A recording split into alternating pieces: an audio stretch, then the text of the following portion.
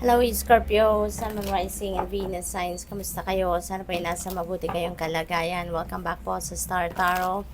Kung bago kayo rito, welcome din kayo. Thank you for your support. I truly appreciate it. God bless you all, Scorpio. Maraming salamat po sa mga likes and subscribes ninyo, sa mga heartwarming comments ninyo. Maraming thank you. Ayan, so pauna mensahe ninyo, man holding a coin. Ayan, so siguro meron ditong someone, no, a man na handang tumulong sa iyo lagi, handang sumuporta sa iyo lagi. Parang nandiyan dyan, no, very supportive, lalong-lalo na pagdating sa inyong mga financial needs or financial transactions, no. Pwedeng person ninyo to, no, baka asawa ninyo, boyfriend ninyo, ganon, or baka kaibigan, pwede rin ganon, ano, or baka siya yung, ano, siya yung nagfa-facilitate ng kung ano man ang ina-applyan ninyo, kunyari, baka loan, or grant, or kung ano man, ano, na related transactions ninyo, money-related transactions ninyo. So, this person, nandiyan dyan, no, para tulungan ka. Nandiyan dyan para, siguro kung kailangan din ninyo ng pera, baka siya yung nagpapahiram sa'yo, or baka siya yung nagpapa-loan sa'yo, yung ganon, no? Second chakra, Archangel Ariel. Yung second chakra natin, this is, ito yung energy center natin na nag-govern sa ating creativity at sa ating intimacy, no? So siguro sa relationship ninyo, no, kung meron na kayong karelasyon, baka nagkukulang kayo sa intimacy. Baka yun ang medyo kailangan ninyong pagtuunan ng pansin sa ngayon.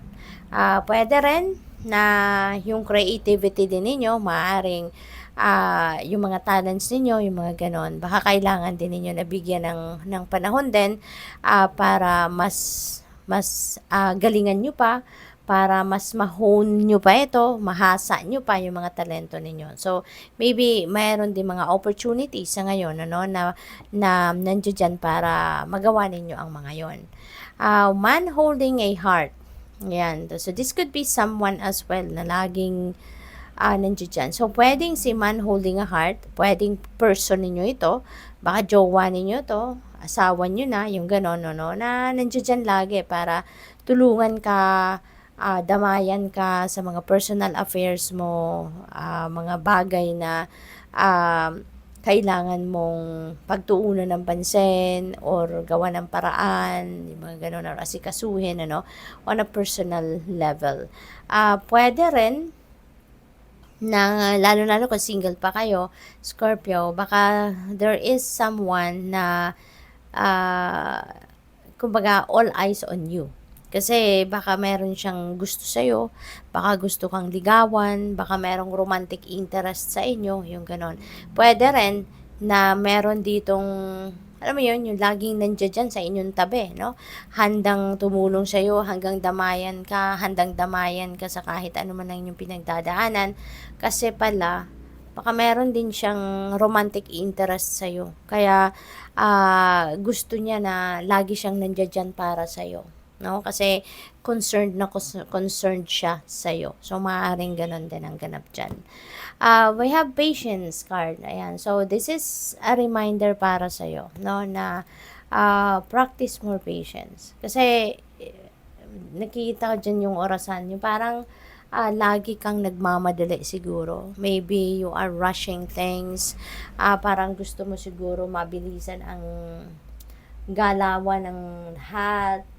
Yung ganon, yung parang gusto mong, kung ano yung maisip mo, gagawan mo ng paraan at makagusto mo agad-agad, no? Makita mo yung resulta, yung ganon. But now, no, this is inviting you to be patient. Okay? This is inviting you to practice patience kasi maaaring kailangan mo ngayon ang mag-step back muna kayo, no, sa kung ano man itong ine-expect ninyo at bigyan mo ng panahon, no, ng space para para mangyari, mag-unfold, no, yung mga bagay na hinihintay mo or inaasahan mo, yung ganon, no. Sometimes kailangan nating alalahanin na hindi lahat ng bagay na inaasahan natin ay mangyayari sa timeline na gusto natin, 'di ba? Kaya maybe sa ngayon, ito 'yon, no, yung reminder sa iyo, be patient kasi baka kung ano man ang ine-expect ninyo or hinihintay ninyo na mangyari sa timeline na gusto ninyo, talagang dadating na, hindi ba?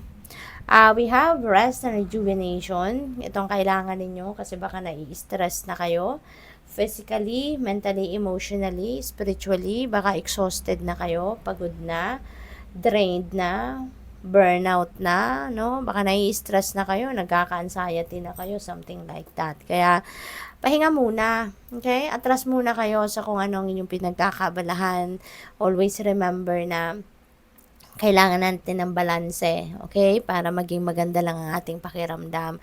So, kung alam ninyo na meron na kayong mga nararamdamang physical discomfort, meron ng pananakit ng ulo, kung ano pa man, balikat, pahinga muna. Kaya wag na ninyong ipilit muna para hindi na mas hindi na maglala pa, kumbaga, no, yung discomfort na nararamdaman ninyo. So, kumbaga sa apoy, nagsisimula pa lang, apulahin na, no?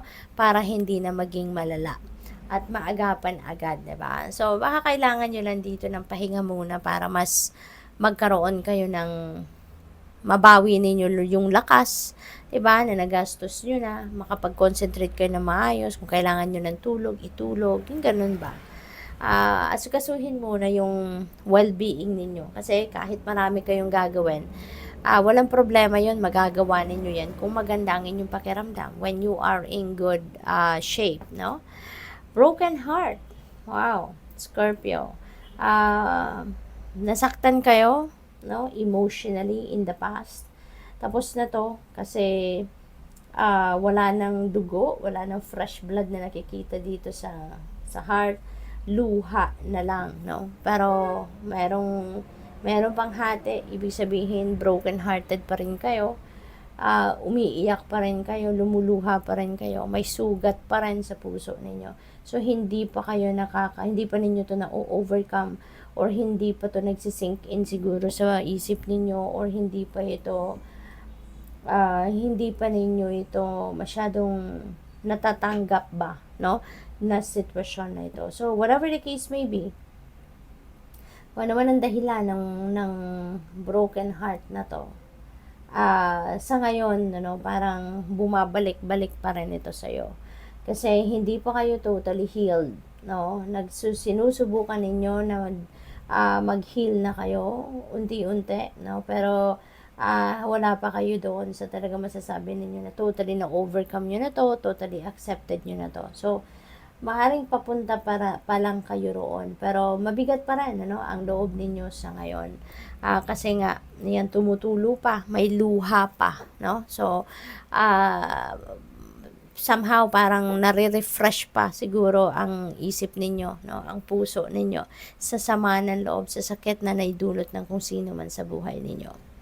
We have third chakra. Ayan, Archangel Chamuel. So, meron mga life force energy dito na parang pumapasok sa inyo, and maybe kung ano man yung mga naiwan ninyo, mga unfinished business ninyo, no, maaaring yan ay bibigyan ninyo ngayon ng panahon.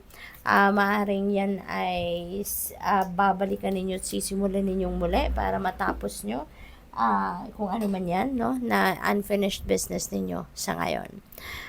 What else? We have Angel of Strength. Ayan, with the help of Angel of Strength, ito, kakayanin ninyo to, no? Ano man ang bigat pa rin sa dibdib ninyo na naidulot ng kung sino man or ng kung anumang sitwasyon, you know, mag-aano kayo, maglalakas ang inyong loob dito, no? Kailangan ninyong tatagan ang inyong loob para malagpasan ninyo yan. Okay? With the help of Angel of Strength, you'd be able to move on with your life. But it takes time to heal talaga, 'di ba? Yung heartbreak, it takes time to heal. Pero kapag meron kayong kagustuhan, no, na maghilom na, mag-move forward na, mag-move on sa buhay, mas mabilis ang healing process, no? But iba-iba tayo ng sitwasyon, no? Iba-iba tayo ng pagtanggap sa mga bagay-bagay kaya iba-iba yung timeline ninyo diyan. So good luck. Thank you for watching Love and Light. Namaste.